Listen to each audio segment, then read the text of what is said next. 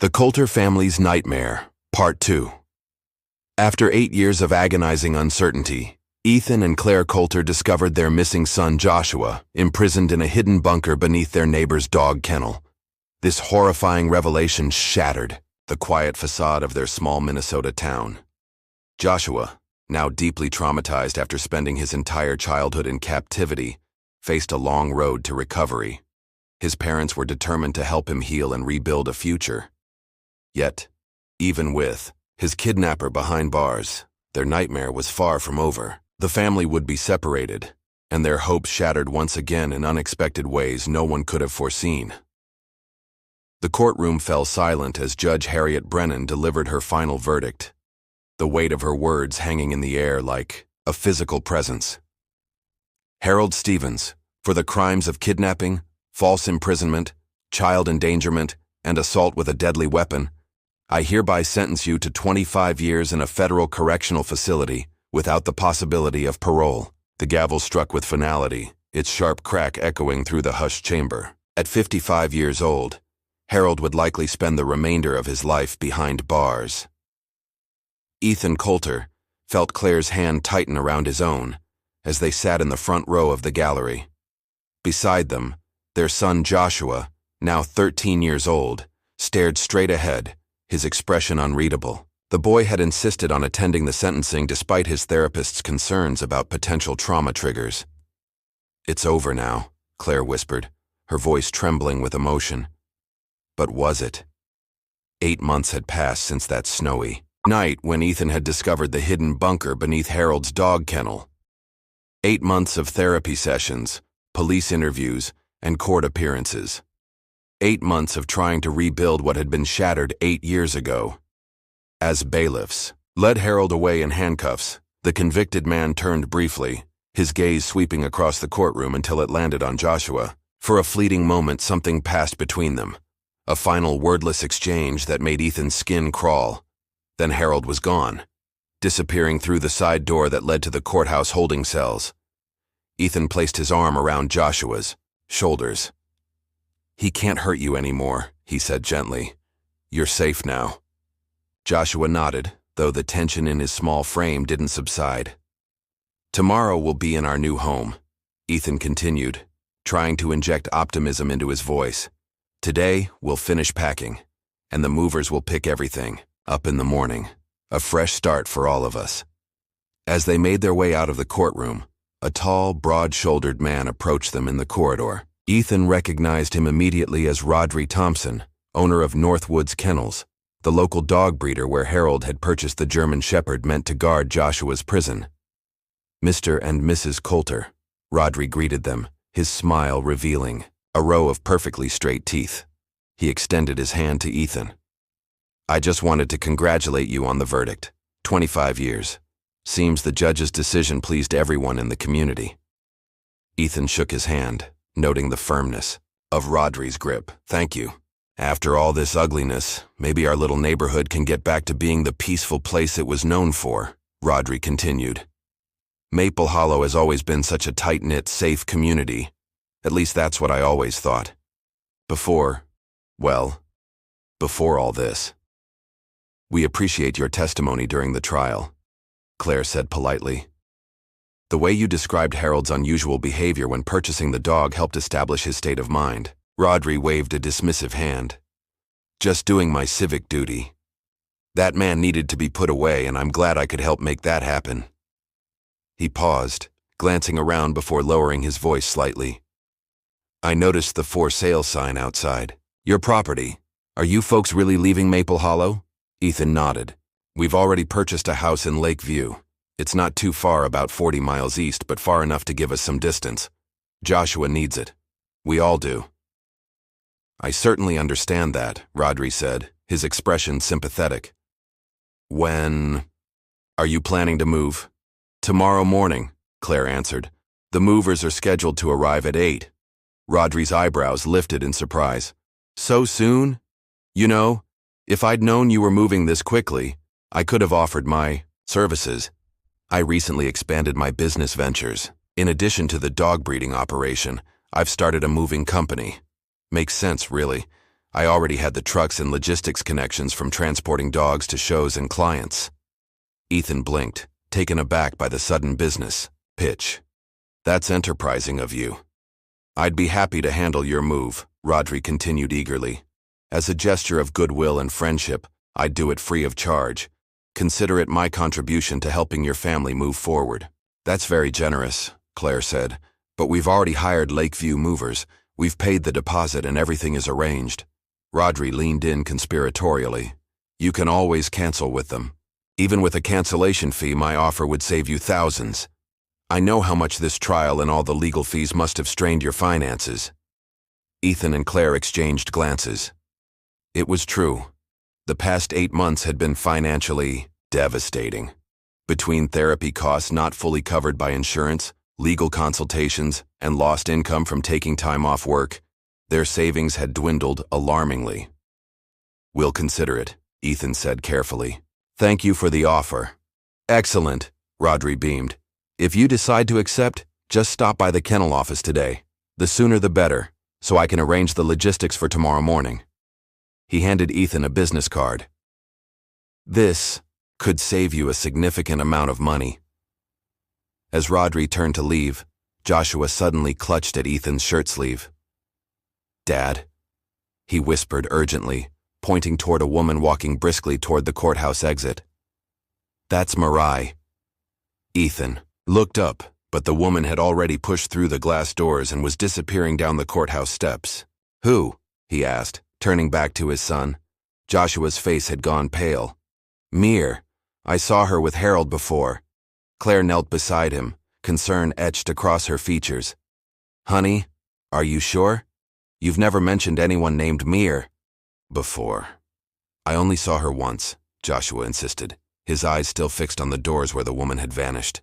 But I remember her face. Before they could follow, their lawyer approached with a stack of documents requiring signatures to formalize the conclusion of the criminal proceedings. By the time they finished and made their way to the parking lot, there was no sign of the mysterious woman. As they drove home, Claire turned in her seat to face Joshua in the back. You're safe now, sweetie, she assured him. No one can harm you anymore.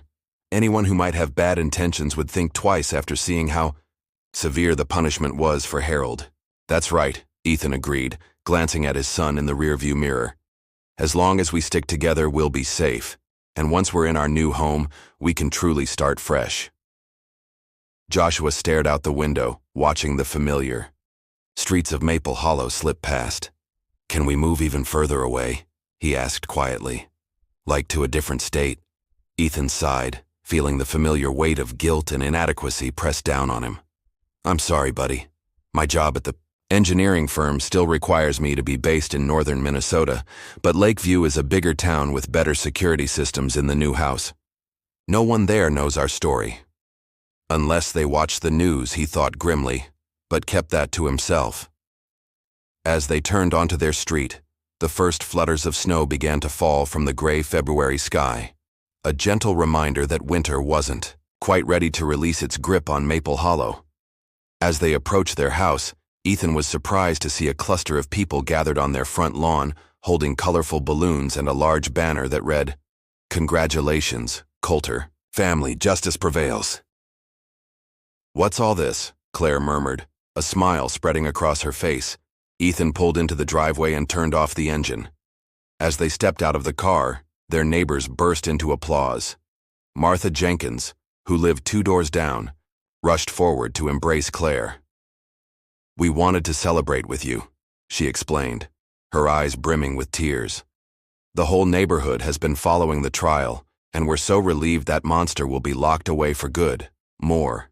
Neighbors came forward offering hugs, handshakes, and words of support. Someone had set up a table with cookies and punch on the front lawn, and children whom Joshua had once played with, now 8 years older, hovered awkwardly nearby, unsure how to interact with the boy they barely recognized. Ethan watched as Joshua shrank away from the attention, edging closer to the house. Despite months of therapy, large gatherings still overwhelmed him, a lasting effect of his years in isolation. Thank you all so much, Ethan addressed the crowd, genuine gratitude in his voice. Your support means everything to us, but, as you know, We're moving tomorrow, and we still have quite a bit of packing to do. Several neighbors immediately volunteered to help, but Ethan politely declined, explaining that they had a system in place and were nearly finished. The gathering gradually shifted into a more relaxed social event, with neighbors reminiscing about happier times in the community and expressing their hopes for the Coulters' future. Claire moved from group to group, thanking everyone individually for their kindness. Ethan tried to keep an eye on Joshua while also participating in conversations, but after about 10 minutes, he realized he hadn't seen his son for several minutes. "Claire!" he called out, interrupting her conversation with Mrs. Potter from across the street. "Have you seen Joshua?" Claire's expression immediately shifted from pleasant sociability to maternal concern. "He was just here a moment ago." She scanned the gathering frantically. Joshua. A cold dread settled in Ethan's stomach as he broke away from the group circling the house. "Joshua!" he called, his voice growing more urgent. Then he spotted him, a small figure standing in the backyard of Harold's house across the street, the yellow police tape still cordoning off the property, fluttering in the breeze around him. "Joshua!" Ethan called, jogging across the street and ducking under the police tape. "What are you doing? You can't be here." Joshua stood near the infamous dog kennel, staring at it with an unsettling intensity. When he turned to face his father, his expression was eerily calm. "I need to get some guns from the bunker," he said matter-of-factly. "I don't feel safe." The statement hit Ethan like a physical blow. He knelt beside his son, placing his hands gently on the boy's shoulders. "Joshua, listen to me. There are no guns down there anymore. The police cleared everything out months ago." He pulled his son into a protective embrace. "I understand why you're feeling unsafe. All those people, the excitement, it must be overwhelming." Joshua leaned into his father's embrace, his small body trembling slightly. I don't like it when there are too many friends watching me. And that woman Mira from the courthouse." "I know, buddy," Ethan said softly. "Look, your mom is already sending everyone home." He gestured across the street, where Claire was indeed politely but firmly thanking the neighbors and suggesting they wrap up the gathering. "Why don't we head back? We can have a quiet evening, just the three of us." Joshua nodded, and they began walking back toward the street. As they passed the yellow police tape again, a sleek black sedan pulled up in front of Harold's house. The driver's door opened, and a woman stepped out, early 30s, with shoulder-length dark hair and designer sunglasses despite the overcast day. Joshua's hand suddenly clamped down on Ethan's with surprising strength. Ethan glanced down to see his son's face had drained of color. The woman approached them with a confident stride. "Excuse me," she called, removing her sunglasses to reveal striking hazel eyes. "I'm looking for Harold Stevens' residence. Is this it?" Before Ethan could respond, Joshua whispered, "That's her, Dad. That's Morai." Ethan instinctively positioned himself slightly in front of his son.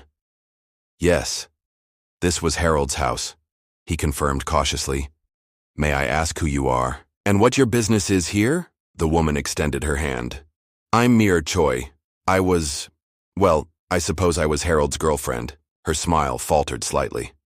"Ex-girlfriend now, obviously." Ethan didn't take her hand.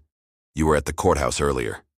Mir withdrew her hand, her composure never wavering. "Yes, I attended the sentencing. I've been trying to contact Harold for months, but he never answered my calls. I only found out what happened a few days ago when I saw the news." "Joshua knows who you are," Ethan said bluntly. "He says he saw you with Harold before." A flicker of confusion crossed Mir's face. "That's impossible. I never—" She trailed off as Claire approached, having noticed the confrontation from across the street. "Is everything all right?" Claire asked, her gaze moving between Ethan, Joshua, and the stranger. "This is Mira," Ethan explained. "Apparently she was Harold's girlfriend." Claire's eyes widened.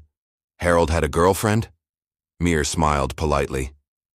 "We met online, about a year ago. We were in a long-distance relationship. I live in Milwaukee. I'm just here to check on the house. I had no idea about any of this until recently." Joshua suddenly spoke up, his voice trembling with emotion. You're lying. I saw you with him in the bunker. Mir's expression shifted from polite confusion to genuine surprise. I did visit the bunker once, about a month ago. Harold showed it to me when I came to visit, but I never saw a child down there. If I had, I would have called the police, immediately. Claire stepped closer to Joshua, placing a protective hand on his shoulder. Joshua, did you ever call out to her for help? Joshua shook his head. No. I trusted Harold. He told me he was my father. His voice dropped to a whisper. He locked me in a room and said it was to keep me safe from the enemy. But I saw her through the small window in the door. Harold took her to another room, and I heard strange noises. I thought he was punishing the enemy. He kept saying her name, Mir's cheeks flushed with embarrassment. Oh, yes. Harold took me to a separate room in the bunker. We did what adults do. She cleared her throat awkwardly. I thought the bunker was fascinating, like something from a Cold War movie, but I swear I had no idea he was keeping a child. Down there. Ethan studied her face, trying to determine if she was telling the truth. Her embarrassment seemed genuine, but something about her story still didn't sit right with him. It's not your fault if you didn't know, Claire said finally, her voice gentle but cautious. Harold was very secretive. Even we had no idea what was happening right across the street from us. Mir's expression softened with relief. I can't imagine what you've all been through. When I heard the news, I was absolutely horrified. I came here partly to see the house, but also to express my condolences to your family. If I had noticed anything suspicious that day, anything at all. Would you like to come inside our house? Claire asked suddenly. We could talk more comfortably there. Ethan shot his wife a surprised look, but she met his gaze with a meaningful one of her own. He recognized the silent message. Better to keep this woman close until they understood her connection to Harold more clearly. That's very kind, Mir said with a grateful smile. Ethan checked his watch. We should get going soon, Claire. Joshua has therapy in half an hour. Of course, Claire nodded. But we have time for a quick cup of tea at least. As they crossed the street toward their house, Ethan noticed the unease that had taken hold of his son, and he was determined to set this straight. Once inside their home, Ethan guided Joshua upstairs to change clothes for his therapy appointment. The boy's room was half-packed, with labeled boxes stacked neatly against one wall, and his essential items laid out on the bed for the morning move. Dad, Joshua said as soon as the bedroom door closed behind them. She's lying. She saw me in the bunker. She looked right at me through the door window. Ethan sat on the edge of the bed, gesturing for Joshua to join him. I want to believe you, son, he said firmly, placing a reassuring hand on his son's knee. But we need to consider all possibilities. Harold might have told her you were his son. Maybe she thought you were just playing down there or something. Joshua frowned, considering this. She didn't seem surprised to see me, though. She just looked at me and then followed Harold into the other room. Did she ever say anything threatening to you, or show any sign that she wanted to hurt you? Joshua shook his head. No, she just came that one time. They went into the room and later I heard them leave together. I never saw her again until today. Ethan sighed, running a hand through his hair. Without concrete evidence, there's not much we can report to the police about her. She could be another victim in all this, manipulated by Harold just like you were. He helped Joshua change into fresh clothes, observing the boy's movements, with quiet concern. Although Joshua had physically recovered from his years of captivity, psychological scars remained evident in his cautious demeanor and persistent hypervigilance. Ready to head downstairs? Ethan asked, straightening Joshua's collar. The boy nodded and they made their way back to the first floor. In the living room, Claire and Mir sat on opposite ends of the sofa, deep in conversation over steaming mugs of tea. Always had such rigid schedules, Mir was saying. Our video calls were strictly at 8 hours every Wednesday and Sunday evening. He would never allow me to text or call outside those times. I thought it was because of his work schedule, but now I wonder. Claire nodded sympathetically. Harold created elaborate systems to maintain control. The fictional war, the strict rules. It was all part of his psychological manipulation. Ethan cleared his throat gently from the doorway. I'm sorry to interrupt, but we need to get going to make Joshua's appointment on time. Of course, Claire said, setting down her mug. She turned to Mir. Thank you for being so open with us. It helps us understand the full picture of what happened. Mir stood, smoothing her designer slacks. Thank you for the tea and conversation. I know this has been an unimaginably difficult time for your family. After exchanging polite goodbyes, Ethan and Joshua headed out to the car. As they pulled away from the house, Ethan noticed Mir watching them from the front porch, her expression inscrutable. What do you think of her story? Joshua asked quietly as they drove. Ethan chose his words carefully. I think there are still a lot of questions to be answered, but right now let's focus on your therapy session. That's the most important thing today. As they approached the commercial district where Northwoods Kennels was located, Ethan remembered Rodri's offer about the moving service. As they passed the kennel, he noticed two muscular men loading a German Shepherd into a black SUV, the dog remarkably similar to the one Harold had purchased. Could that be the same dog? Ethan wondered aloud, remembering that the police had returned the animal to the breeder after completing their investigation.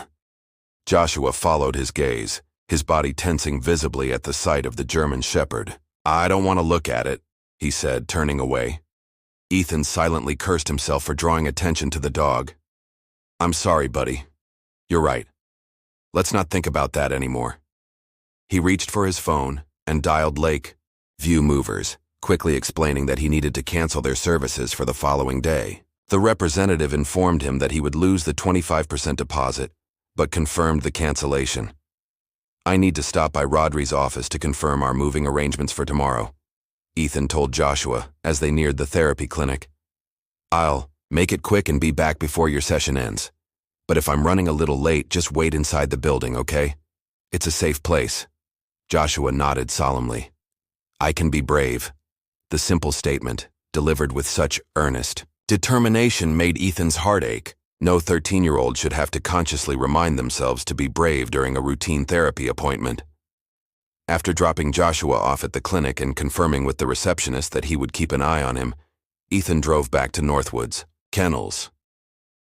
The SUV with the German Shepherd was gone when he arrived, and as he entered the facility, he was struck by how empty it seemed. Only a handful of smaller dogs remained in the previously bustling kennels.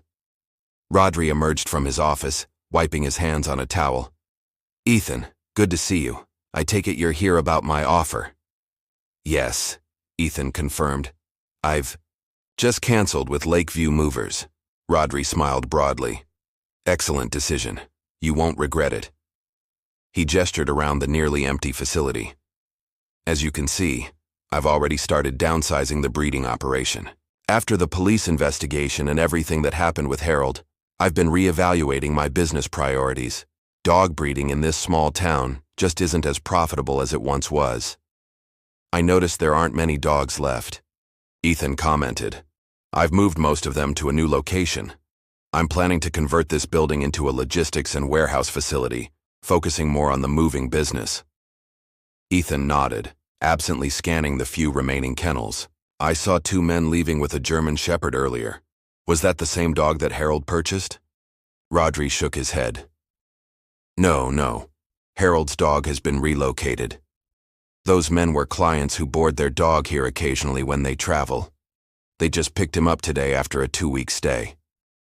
Changing the subject, Rodri steered Ethan toward his office. Now about tomorrow's move. Have you considered my offer? I'm happy to handle everything free of charge. My way of helping your family after everything you've been through. That's very generous, Ethan said. But I'd like to pay you something. It doesn't seem right to accept such a significant service completely free. Rodri waved, dismissively. Please, I insist. Consider it my contribution to your fresh start. You've been through enough, financially, emotionally, in every way possible. He pulled out a folder containing paperwork for Ethan to read and sign. As Ethan began reviewing the documents, Rodri's phone rang. Excuse me, he said, stepping outside to take the call. Through the office window, Ethan could see Rodri speaking animatedly into his phone. Though he couldn't hear the conversation, The breeder's body language conveyed clear agitation. He paced back and forth, repeatedly running a hand through his hair and gesturing sharply with his free arm. When Rodri noticed Ethan watching, he quickly composed himself and ended the call, returning to the office with an apologetic smile. "Sorry about that," he said smoothly. "A customer complaining about finding fleas on their dog after boarding. Here, ridiculous accusation. We maintain impeccable hygiene standards." He glanced at the paperwork. "All signed? Excellent. We'll be at your house at 8 tomorrow morning." Ethan stood, extending his hand. "Thank you again for your help. I should get back to pick up Joshua from his therapy session." As he drove away from Northwood's kennels, Ethan couldn't shake a growing sense of unease. Rodri's explanation about the phone call had seemed plausible enough, but his reaction had been disproportionately intense for a simple customer complaint, and the way he'd avoided discussing Harold's dog in detail. Ethan pushed the thoughts aside, attributing his suspicions to hypervigilance, a protective instinct that had been on high alert since Joshua's rescue. Right now, his priority was picking up his son and focusing on their family's fresh start. When Ethan arrived at the therapy clinic, he was surprised to find the waiting room empty. The receptionist looked up from his computer with a puzzled expression when Ethan asked about Joshua. "He finished his session about 10 minutes ago," the young man explained. "He waited here for a few minutes, and then I assumed he saw your car because he walked out quite confidently." A cold wave of panic washed over Ethan. "I just got here. My car wasn't outside." The receptionist's expression shifted from confusion to concern. "I'm so sorry. I didn't think to double-check. He just seemed so certain when he left." "Which way did he go?" Ethan demanded, already backing toward the door. "I'm not sure. He just went out the front door." Ethan rushed outside, frantically scanning the parking lot and adjacent businesses. "Joshua!" he called, his voice cracking with fear. "Joshua!" He sprinted to the convenience store next door, frantically asking the cashier if they'd seen a 13-year-old boy with reddish hair. The clerk shook his head apologetically, and Ethan moved on to the next business and the next, each negative response increasing his desperation. Back in his car, Ethan circled the block, driving slowly, while scanning every alley and doorway. If Joshua had left with someone, they couldn't have gotten far in just 10 minutes. His fingers fumbled with his phone, prepared to call Detective Martinez, when the device rang in his hand, the detective's name flashing on the screen. "Detective," Ethan answered immediately. "Joshua is missing from his therapy appointment. I think someone—" "Mr. Coulter," Detective Martinez interrupted, her voice grave. "I need you to come home immediately. There's been an incident involving your wife." Ethan's blood turned to ice. What happened to Claire and my son is missing?" "We'll discuss it when you get here. I will have officers searching the area around the clinic for Joshua, but you need to get back to your house now." Ethan's mind reeled, torn between continuing his search for Joshua and rushing home to Claire. "I can't just abandon my search for Mr. Coulter," Detective Martinez cut in firmly. "We will have officers all over the area looking for your son. Right now, your wife needs you." The drive home was a blur, Ethan's hands shaking on the steering wheel as worst-case scenarios cascaded through his mind. When he turned onto his street, the flashing lights of police cars and an ambulance confirmed his fears. He barely remembered parking or exiting his vehicle, only the sight of paramedics wheeling Claire on a stretcher toward the ambulance, her face ghostly pale. "Claire," he shouted, rushing to her side. Blood matted her blonde hair, and a pressure bandage on her abdomen was already soaked crimson. Despite her semi-conscious state, her eyes flickered open at the sound of his voice. A paramedic intercepted him. "Sir, your wife has been shot in the abdomen and sustained blunt force trauma to the head. She has multiple bleeding sites, and we need to transport her immediately." Claire's hand weakly reached for Ethan's. "Find him," she whispered, her voice barely audible. "They wanted to take our son." Her eyes closed again as the paramedics continued their urgent work. "They," Ethan repeated, confusion mixing with horror. "Who's they?" The paramedic gently but firmly moved him aside. "Sir, we need to get her to the hospital now. Her condition is critical. As they loaded Claire into the ambulance, Ethan stood frozen, torn between going with his wife and searching for his son. Claire seemed to sense his dilemma. With what appeared to be the last of her strength, she shook her head and whispered again, "Find him." Detective Martinez approached as the ambulance doors closed. "Mr. Coulter, I know this is overwhelming, but I need you to focus. Did your wife mention anyone named Mira to you?" Ethan's head snapped up. "Mira was at our house earlier today. She claimed to be Harold's girlfriend." His eyes widened with sudden realization. "You think she took Joshua?" "Your wife managed to tell us that after Mir left, 2 men entered your home," the detective explained. "She was too weak to provide details, but we're working on the assumption that these incidents are connected." Ethan ran a hand through his hair, struggling to process this new information. "I didn't see any men. The only person I saw at the breeder was Rodri." He trailed off, remembering the 2 muscular men loading the German Shepherd into their SUV. "What is it?" Detective Martinez prompted. "There were 2 men at Northwood's Kennels earlier, picking up a German Shepherd. Rodri said they were clients who boarded their dog there." The detective made a note on her pad. "We'll follow up on that. In the meantime, we've already sent officers to check Harold's bunker again, but they found no sign of recent activity. No new fingerprints or disturbances." "What would these people want with Joshua, and why attack Claire?" Ethan asked, desperation creeping into his voice. "It could be revenge," Detective Martinez suggested grimly. "Or perhaps they're trying to dismantle your family piece by piece. We're exploring all possibilities." Another officer stepped forward holding an evidence bag with what looked like animal fur. "We found these hairs on the living room carpet," he said.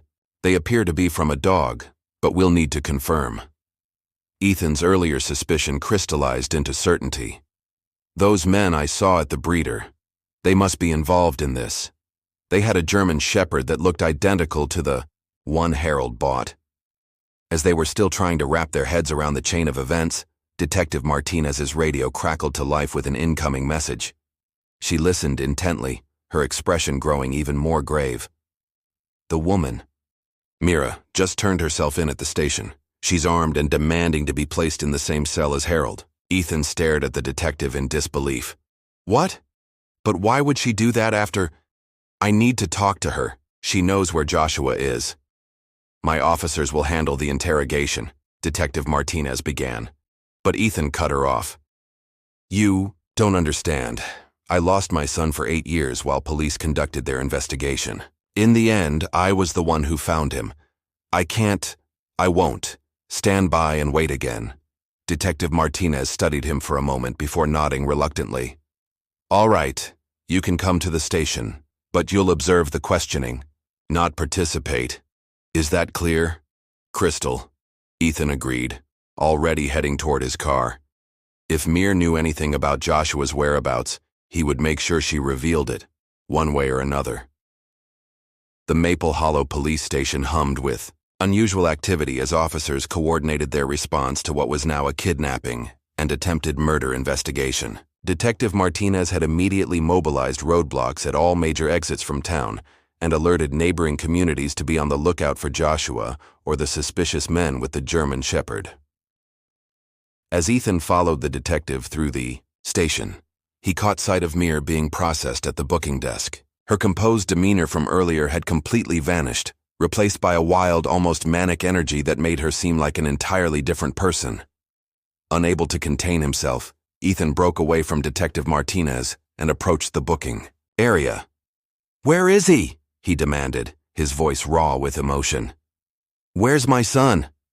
Mir looked up, a disturbing smile spreading across her face. "By now the dog would have gotten to him," she said, her voice eerily calm. "Rod kept it hungry enough for proper revenge, but I was better than him." The mention of the dog sent a bolt of terror through Ethan. Before he could lunge across the desk, an officer intervened, pulling him back. "That's enough," the officer warned Mir. "Save it for the interrogation room." Detective Martinez ushered Ethan away as 2 officers escorted Mir toward an interrogation room. "I understand your anger," she said firmly, "but antagonizing her won't help us find Joshua faster." "I can't just sit here while they interrogate her," Ethan said, pacing the narrow corridor. Every second matters. What if the dog is actually with Joshua right now? We haven't heard a word from the officers you sent to look for him. Detective Martinez placed a steadying hand on his shoulder. My officers are trained for situations like this. We'll relay the new information to the team in the field, and the interrogation unit will get what we need from her. But Ethan couldn't accept that. The memory of 8 years of helpless waiting while police investigations went nowhere was too fresh, too painful. I'm sorry, he said, backing toward the exit. I can't do this again. I'll be out there looking for my son. Mr. Coulter, Detective Martinez called after him, but Ethan was already running toward the parking lot. In his car, Ethan tried to think logically despite his mounting panic. Where would kidnappers take a child if they wanted to harm him? Not somewhere public where they might be seen. Somewhere isolated, but still accessible by car. He decided to start by retracing his route to the therapy clinic, searching the surrounding area more thoroughly. As he drove, he scanned every alley, every abandoned lot, every secluded spot where someone might temporarily hide a child. Finding nothing, Ethan expanded his search outward, driving in expanding circles through Maple Hollow. He passed by factories, strip malls, and residential neighborhoods, all the while fighting against the tightening knot of dread in his stomach.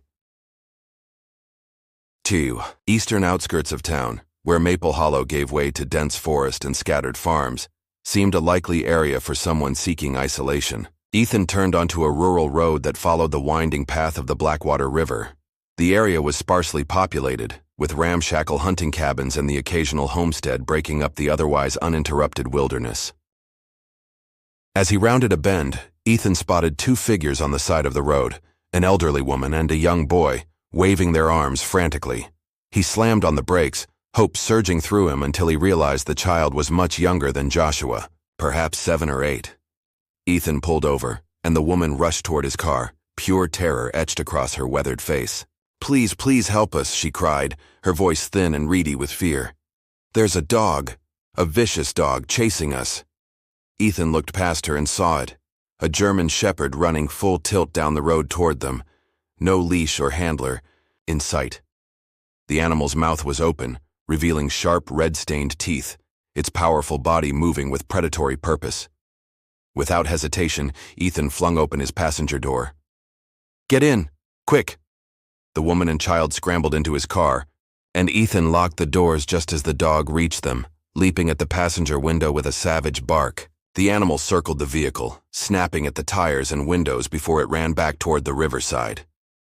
Thank God you stopped, the woman gasped, clutching the boy protectively. Her clothes were ragged, her appearance suggesting someone living on the margins of society. We saw it attack a child down by the river. When it spotted us, it started chasing us too. Ethan's heart nearly stopped. A child? Where was he? Down by the old bridge tunnel, the woman said, pointing through the windshield toward a concrete structure spanning the river about a quarter-mile ahead. The poor boy was screaming something awful. We were too far away to help him. Ethan immediately reached for his phone, dialing Detective Martinez. When she answered, he spoke urgently. I think I found Joshua. He's by the old river bridge on East County Road 7, and there's a German shepherd attacking him. I have 2 witnesses who saw it. Please send ambulances and animal control immediately. Stay where you are, the detective ordered.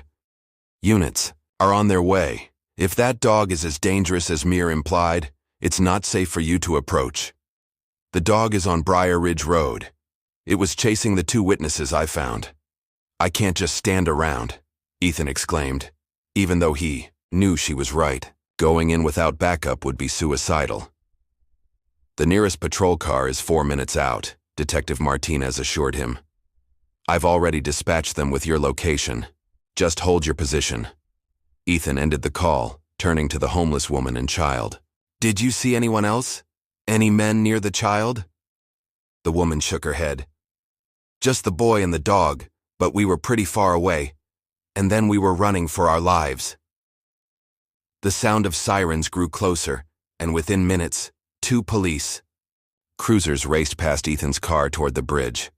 He instructed the woman and child to stay put, then followed behind the police vehicles at a safe distance. At the bridge, officers were already deploying with tactical caution, weapons drawn as they scanned the area for both the dog and potential human threats. One officer approached Ethan's car as he pulled up. "Stay back, sir," the officer warned. "We're still securing the scene." Through the windshield, Ethan could see another officer following what appeared to be paw prints in the mud, leading into a large drainage tunnel beneath the bridge. His every instinct screamed to run after them, to find his son, but he forced himself to wait, knowing he would only complicate their efforts. Long minutes passed, each second an eternity of helpless waiting. Then the radio on the officer's shoulder crackled to life. "We've located the boy. Requesting immediate medical assistance. The dog is in the tunnel, cornered but still aggressive. It released the boy, but he's heavily injured." When Ethan spotted the animal control team approaching, he didn't wait for clearance. He leapt from his car and sprinted toward the tunnel entrance by the river. An officer shouted after him but didn't give chase, turning his attention instead to coordinating with the arriving ambulance. Inside the tunnel, the air was damp and cold, the shallow water at the bottom soaking through Ethan's shoes. The tunnel curved slightly, and as he rounded the bend, he saw a cluster of officers at the far end, struggling to subdue the dog near the concrete wall, where the old tunnel came to a dead end. Between the officers, huddled against the wall, was Joshua. Even from a distance, Ethan could see the blood soaking his son's clothing, the unnatural way he held his arm, the pallor of his skin. "Joshua!" he called, his voice echoing off the tunnel walls. One of the officers turned, motioning for Ethanol to stay back. The German Shepherd was being held at bay in a side channel of the tunnel, its growls reverberating ominously through the confined space. Ethan approached cautiously, his focus entirely on his son. Joshua's eyes were open but glazed with pain, his breathing shallow and rapid. "Dad," the boy whispered as Ethan knelt beside him. "I'm here, buddy," Ethan said, fighting to keep his voice steady. "Help is coming. Just hold on." Joshua's clothing was torn in multiple places, revealing deep puncture wounds on his arms, legs, and torso where the dog had bitten him and torn into his flesh. His face had a long scratch across the cheek, narrowly missing his eye by inches. "It hurts so much," Joshua whimpered, tears mixing with the blood on his face. I know," Ethan soothed carefully, taking his son's uninjured hand. "But you're going to be okay. The doctors will fix you up." The paramedics arrived moments later, gently moving Ethan aside to attend to Joshua. They worked efficiently, stabilizing his injuries and preparing him for transport. Meanwhile, animal control officers had secured the dog in a reinforced transport cage. As the medical team carefully moved Joshua onto a stretcher, Detective Martinez approached Ethan. "We found blood that doesn't match Joshua's," she reported. "It seems the dog may have attacked someone else as well, possibly one of the kidnappers." "Good," Ethan said grimly. "I hope it ripped them apart." The detective didn't reprimand him for the comment. "We're following the blood trail. Initial indications suggest 2 men were here. One got bitten worse than the other." Outside the tunnel, Ethan spotted the homeless woman and child speaking with another officer. He approached them as the paramedics loaded Joshua into the ambulance. "Thank you," he said earnestly. "If you hadn't seen what happened and flagged me down..." The woman shrugged uncomfortably. "We didn't do nothing special, just trying to save our own skins." "Really? You were in the right place at the right time," Ethan insisted. "You helped me find my son before it was too late. I want to properly thank you later when this is all over." "That's not necessary," the woman said, but Ethan could see a flicker of hope in her tired eyes at the prospect of assistance. Before he could respond, a commotion erupted nearby. 2 officers were escorting a handcuffed man toward a patrol car, while a second man was being helped by paramedics, his arm and leg heavily bandaged where the dog had apparently bitten him. The injured man glared at his less wounded companion. "You coward," he snarled, "hiding behind me and letting me take all the bites?" The other man spat on the ground. "Shut up, Carlos, it's not my fault you're slower than me." Ethan stared at the men with pure hatred, recognizing them as the same pair he'd seen at Northwood's kennels earlier. It took every ounce of his self-control not to lunge at them to demand answers about why they'd targeted his family. A paramedic approached, interrupting his dark thoughts. "Sir, we need to transport your son immediately. Do you want to ride with him?" Ethan nodded, turning away from the arrested men. Justice would come for them soon enough. Right now, Joshua needed him more. The ambulance raced through Maple, Hollow, sirens wailing as it cut through the afternoon traffic. In the cramped confines of the vehicle, Ethan held Joshua's uninjured hand while paramedics worked to stabilize him, attaching IV fluids and monitoring his vital signs. "You're doing great, buddy," Ethan encouraged, even as fear threatened to overwhelm him. The wounds were deep and numerous, some still bleeding despite the pressure bandages. "The dog," Joshua whispered, his voice faint. "Mir and they just let it go. They said it was hungry." Ethan squeezed his son's hand gently. "Try not to talk now. Save your strength." "They said Rod sent them," Joshua continued, each word a struggle. "Said they worked for him, but Mir was better with money and ideas." One of the paramedics glanced at Ethan. "His blood pressure is dropping. We need to keep him calm and still." Ethan nodded, leaning closer to Joshua. "Everything's going to be okay. The police caught the men who did this. Just rest now." When they arrived at Maple Hollow Memorial Hospital, a trauma team was waiting at the emergency entrance. Joshua was whisked away immediately, leaving Ethan standing in the chaotic ER lobby, his son's blood still staining his clothes. A nurse guided him to a waiting area, assuring him that Joshua was in good hands. "The doctor will come speak with you as soon as they've assessed his injuries," she promised. Ethan inquired about Claire, learning that she was in surgery. The bullet had damaged her liver, requiring immediate surgical intervention, but the doctors were cautiously optimistic about her prognosis. Time passed in an excruciating blur. Ethan alternated between pacing the waiting room and sitting with his head in his hands, replaying the day's events and wondering how everything had gone so catastrophically wrong. The sentencing that morning, what should have been closure, now seemed like a cruel joke. Finally, a doctor in scrubs approached.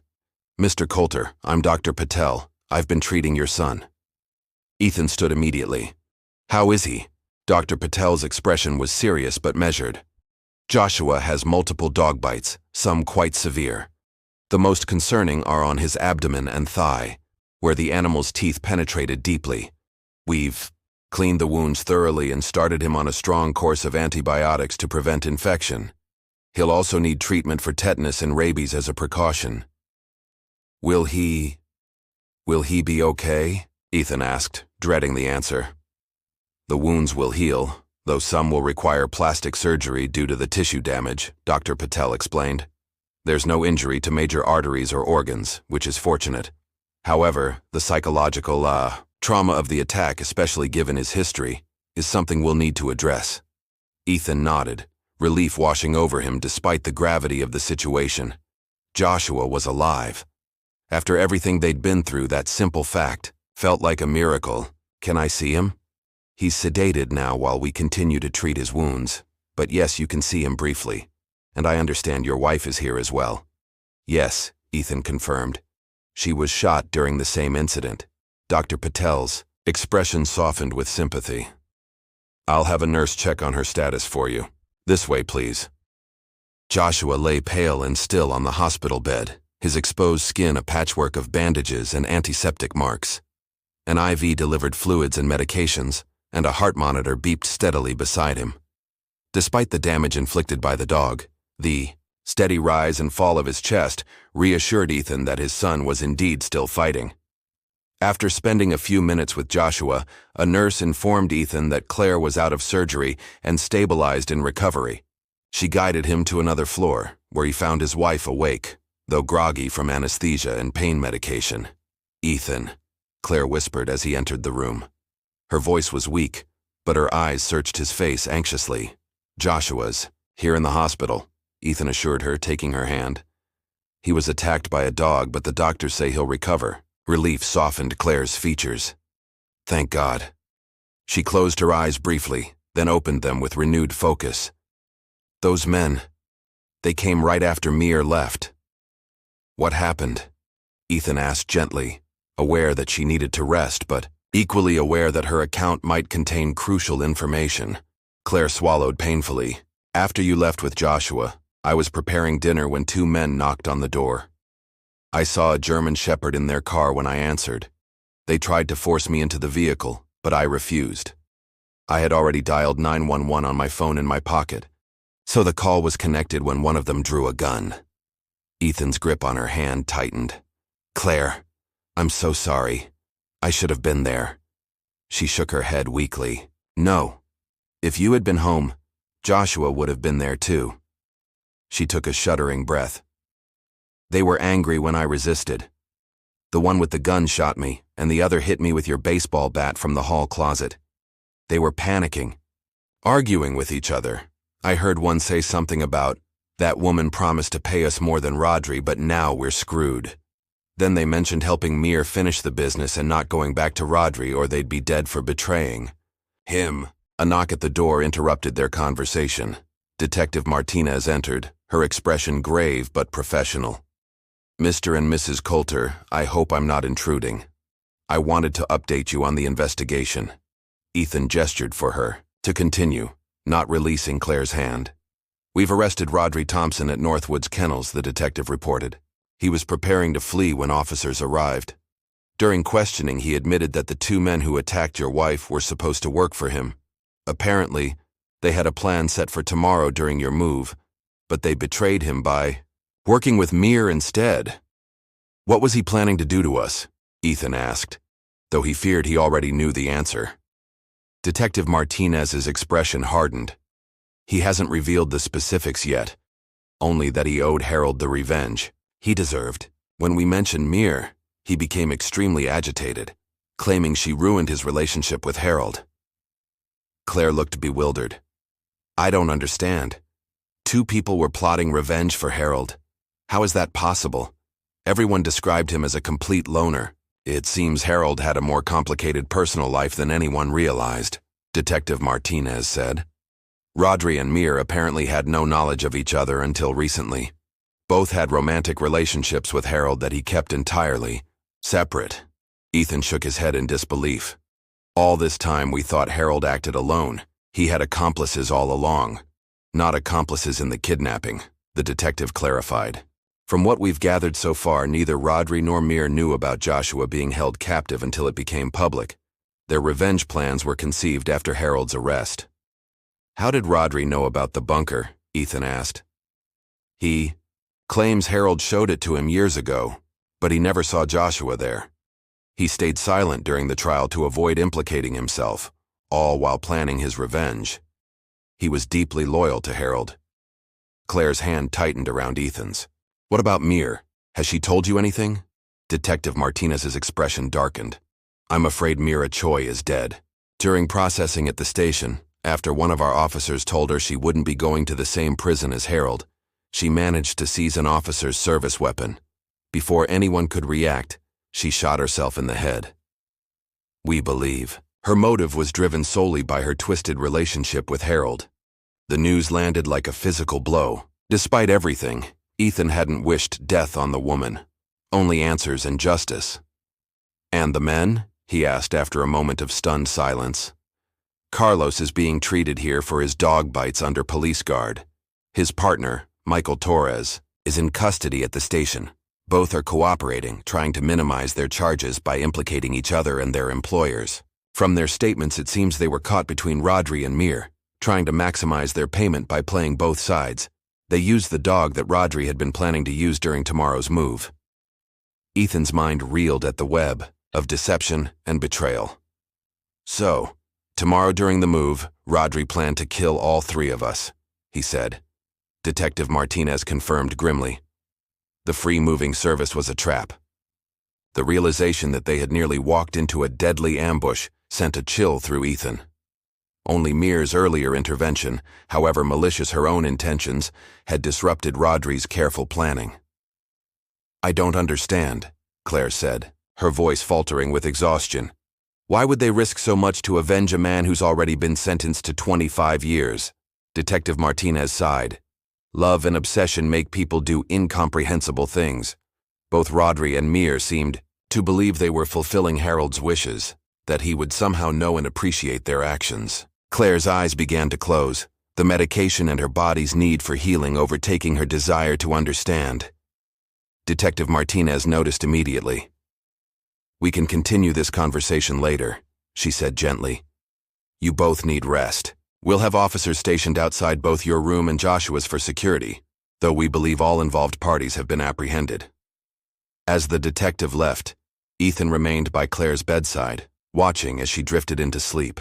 The day that had begun with such promise, with justice finally served and plans for a fresh start, had descended into a nightmare worse than anything he could have imagined. And yet, incredibly, they had survived, wounded, traumatized anew, but alive. Tomorrow's move would have to wait, but they would still have their future together, a future that had nearly been stolen from them once again. Dawn broke Ewell Maple Hollow, casting long shadows through the hospital windows. Ethan had spent the night moving between Claire's room and Joshua's, unable to rest while both were injured and vulnerable. The doctors had advised him to go home to get some sleep, but the thought of leaving either of them alone was unbearable. In Joshua's room, the morning nurse completed her checks of his vital signs and bandages. "The doctor will be in soon to examine him," she told Ethan. "He's stable, which is good news. The antibiotics are working, and there's no sign of infection in the wounds." Ethan nodded gratefully, studying his son's sleeping face. Even in repose, a slight furrow between Joshua's brows suggested his sleep was troubled by dark dreams. Dr. Patel arrived shortly after, reviewing Joshua's chart before examining his injuries. "We'll need to perform the first round of debridement and stitching today," he explained to Ethan. "The plastic surgery to minimize scarring will come later, once the initial healing has begun." "Will he be in much pain?" Ethan asked. "We'll keep him comfortable with medication," Dr. Patel assured him. "But yes, the recovery will be painful at times. These wounds are deep, and the tissue damage is extensive, particularly on his face and hands where he tried to defend himself." The thought of Joshua attempting to fight off the vicious animal sent a fresh wave of anguish through Ethan.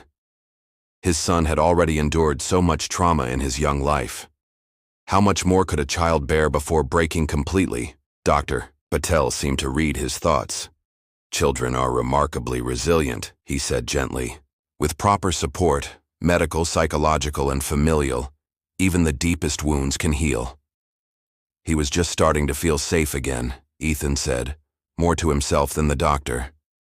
After 8 years of captivity, months of therapy, and now this. "The trauma is significant," Dr. Patel acknowledged. "But it's important to recognize that this experience, while terrible, is fundamentally different from his captivity. This time, he wasn't alone. You found him quickly, and he knows you were searching for him. That makes a difference in how children process traumatic events." Ethan absorbed this perspective, finding a measure of comfort in it. "Thank you, Doctor." After Dr. Patel left, Ethan returned to Claire's room. She was awake, looking stronger than she had the previous evening. A nurse was helping her sit up slightly, adjusting her pillows for comfort. "How's Joshua?" Claire asked immediately upon seeing him. Ethan sat beside her, taking her hand. "Stable. They're going to clean and stitch his wounds today. The doctor says he's doing as well as can be expected." Claire closed her eyes briefly, relief evident in her expression. "I've been so worried. When those men came..."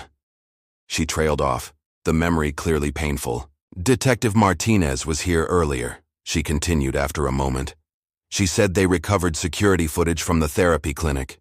It shows Mir approaching Joshua outside the building and leading him to a car." "He went willingly?" Ethan asked, surprised. Claire nodded. "The detective said it appeared that way on the footage.